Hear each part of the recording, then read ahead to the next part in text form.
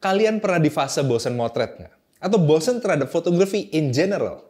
Karena selama ini itu kalian cuma motret dengan teknik-teknik yang standar, atau mungkin karena nggak pernah cobain genre fotografi yang lain. Kalian jadi nggak tahu ternyata ada banyak teknik gokil dalam fotografi, dan kalau kalian lagi dalam salah satu situasi ini, itu berarti konten ini emang buat kalian. Karena di video kali ini, gue akan bahas tentang 5 teknik fotografi gokil yang bikin karya kamu dilihat banyak orang. Yuk belajar bersama Kota Raya.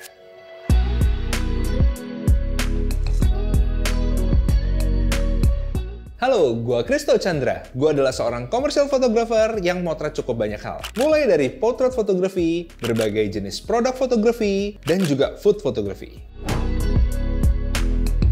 Teknik pertama yang mau gue ceritain di sini itu adalah teknik freelancing. Freelancing ini tuh adalah teknik yang sebenarnya udah ada dari lama banget, dan pada dasarnya ini adalah sebuah teknik motret dengan lensa yang nggak langsung terpasang di kameranya. Hal pertama yang harus kalian lakukan kalau kalian mau shoot dengan teknik ini, itu adalah kalian harus make sure kalian udah aktifin settingan kamera yang memungkinkan untuk bisa nge-shoot meskipun tidak terpasang lensa. Berikutnya, kalau kalian pakai lensa manual, itu akan lebih enak lagi daripada kalau kalian pakai lensa autofocus, karena lensa jenis ini itu memungkinkan kalian untuk melakukan adjust aperture dan manual fokus tanpa lensanya terpasang di bodi kamera. Lalu berdasarkan pengalaman gua, lensa yang flange distance-nya lebih panjang dari flange system dari kamera kalian, itu akan lebih mudah buat bikin karakter unik kayak light leak dan tilt effect flare karena ada jarak yang cukup antara lensa dan bodi kamera. Di sini gue juga cobain pakai lensa mount Canon EF yang flange distance-nya itu lebih panjang dari kamera Fuji yang biasa gue pakai, dan kurang lebih hasilnya kayak gini.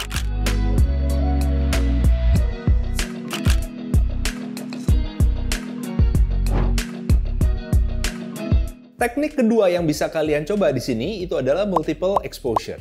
Multiple exposure ini pada dasarnya adalah sebuah visual dengan lebih dari satu aset atau foto. Mungkin kalian taunya selama ini kalau multiple exposure ini hanya bisa dilakukan di editing. Tapi enggak. Banyak kamera DSLR atau mirrorless pada saat ini itu udah kasih fitur multiple exposure langsung di kamera. Itulah kenapa gue masukin multiple exposure sebagai sebuah teknik foto tersendiri. Gue sendiri termasuk yang nggak terlalu jago bikin teknik ini di kamera, karena gue lebih suka ngelakuin ini di editing.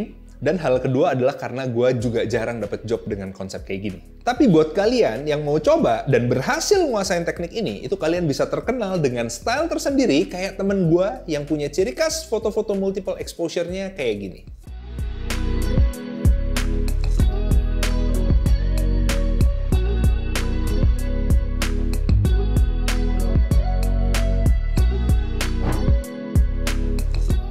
Teknik berikutnya yang wajib kalian coba itu adalah motion blur photography atau terkadang disebut juga dengan slow speed photography. Sesuai namanya, teknik ini tuh menggunakan shutter speed yang cukup pelan, biasanya di bawah 1/5 second, atau bahkan bisa 1 detik, bisa 4 detik, bisa 10 detik, tergantung kebutuhan dari pemotretan kalian. Motion blur photography ini itu juga punya subgenre lagi atau variasi teknik yang lumayan banyak, dan diantaranya itu adalah slow speed portrait, light trail, light painting, panning shot, dan lain sebagainya. Gua personally menggunakan beberapa teknik kayak light painting buat foto produk dan eksplorasi slow speed buat berbagai genre fotografi lainnya.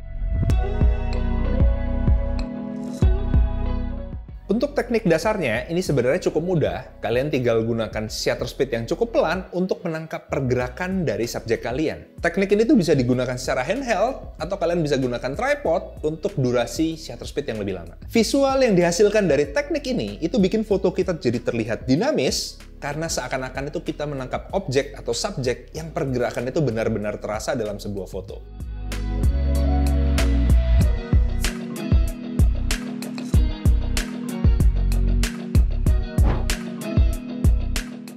High speed photography itu adalah sebuah teknik yang kurang lebih konsepnya berkebalikan dengan teknik yang sebelumnya. Idenya adalah kita berusaha untuk menangkap dan ngebekuin sebuah momen yang kejadiannya itu sangat cepat sehingga hasil fotonya itu bikin kekaguman tersendiri. Teknisnya sendiri itu at least ada 2. Yang pertama itu kalian bisa gunakan shutter speed yang cepat, dan yang kedua itu kalian bisa ngebekuin momen dengan bantuan flash atau sebuah strobe. Gue pribadi sangat suka dengan high speed photography ini, dan sering banget pakai teknik ini itu di genre food photography yang gue lakukan. Kalian bisa juga untuk menggunakan teknik ini buat stage photography, sport photography, ataupun foto dengan benda-benda umum dan ciptain momen tersendiri untuk ditangkap via kamera. Tingkat kesulitan dari teknik ini itu cukup bervariasi tergantung dari momen apa yang ingin kalian tangkap. Kalau dalam stage photography ataupun mungkin sports photography, itu kalian nggak butuh banyak peralatan, tapi kayaknya lensa yang bukaannya cukup gede itu akan cukup membantu.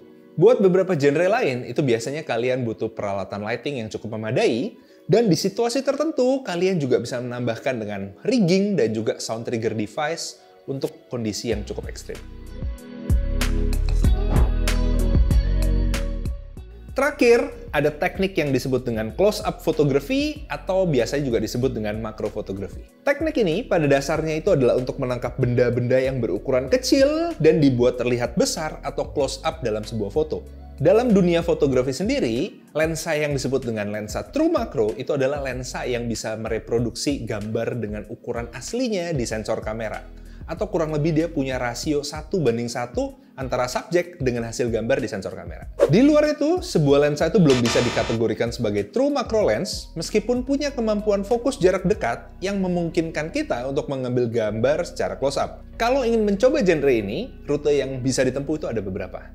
Yang paling mudah itu adalah kalian menggunakan macro lens, dan ini akan simple banget karena tinggal ditancap di bodi kamera kalian dan tinggal foto aja. Tapi kalau mau dapetin hasil foto yang bagus, ternyata genre ini tuh nggak semudah kelihatannya. Terutama buat fotografer yang baru belajar karena ada banyak variabel yang bermain, mulai dari subject, depth of field, komposisi, lighting, dan juga momen.